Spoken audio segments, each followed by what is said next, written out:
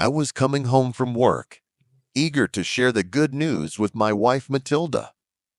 My work had organized a family team building trip to a cabin in the mountains. All of my coworkers were invited along with their spouses, and I couldn't wait for Matilda to hear about it. When I told her about it, she was as excited as I was, and we spent the evening planning and packing for the trip. Finally, the weekend came, and we packed our bags. We offered a ride to my coworker Lachlan and his wife, Chloe. Chloe sat in the front with me because she was getting motion sickness in the back seat. Matilda and Lachlan dozed off in the back seat, leaving Chloe and I to chat. She turned out to be fun and easygoing, and we chatted the whole way. Before we knew it, we reached the cabin. As soon as we arrived, everyone settled into their seats, and the evening was spent drinking, laughing, and having fun. We played card games, told stories, and eventually everyone went to bed. Matilda and I were among the last to leave the living room and soon made our way to our room. The cabin was cozy, but I could already feel the anxiety coming over me. After lying in bed for a while, I decided to get up and read.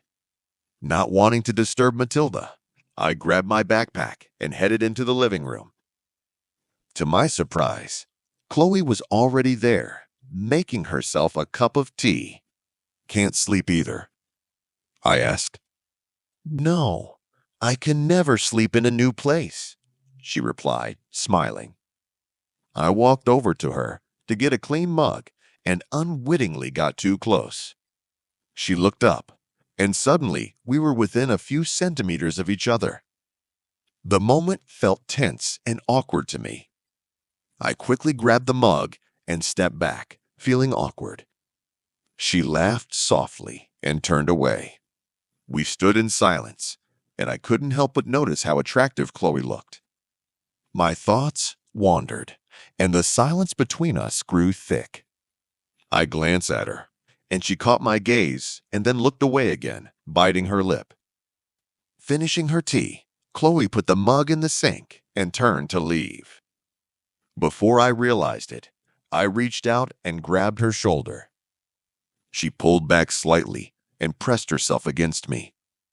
She looked scared, but instead of pulling away, I pulled her to me and kissed her.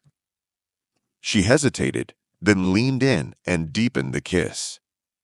The tension between us finally found release.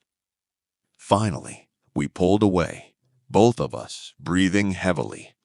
Chloe looked at me, her eyes full of emotion, and then she gave me a small, sad smile. She shook her head and turned away, heading back to her room.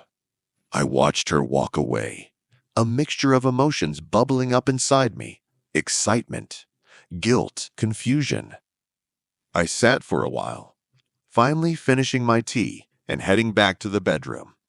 Matilda was still sound asleep.